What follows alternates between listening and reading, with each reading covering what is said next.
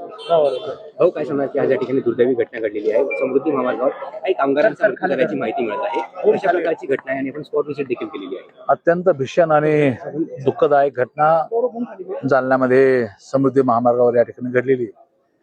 खरं तर आता निश्चित अजून नाही किती त्यामध्ये डेथ झाले, परंतु 6चा आकडा तरी आम्ही पाहिल्यानंतर कळाला. 6-7 लोक जखमी आहेत. समृद्धी महामार्गावर लेबर काम करणारे जे मजूर होते, विशेषतः त्यामध्ये सर्व महिला होत्या आणि पिकअपचा चालक एक जण पुरुष आहे. सर्वच जखमी किंवा मृत्यू ह्या महिलाच आहेत. एकच फक्त ड्रायव्हर हा जखमी आहे. मजुराला घेऊन जात असताना ट्रकने त्यांना उडवलं अशी प्राथमिक माहिती आहे. आणि त्यात हा दुर्दैवी प्रकार घडलेला आहे. मी सर्व डॉक्टर्स लोकांना सूचना केला इथं. आमचे सर्व शिवसेनेचे नेते भास्करराव आहेत, आमचे पंडित भुतेकर आहेत आणि भाऊसाहेब आहेत.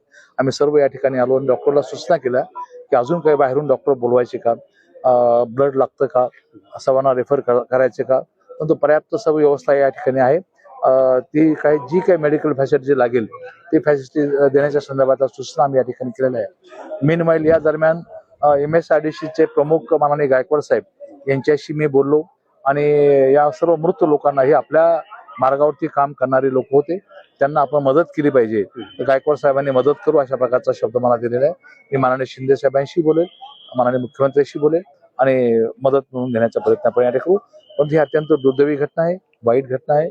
अशा पद्धतीनं मजुराचा, पोटासाठी काम करणाऱ्या मजुराचा अशा पद्धतीनं मृत्यू होणं ही वाईट घटना आहे. सर, हिंदी में बताइए. आपने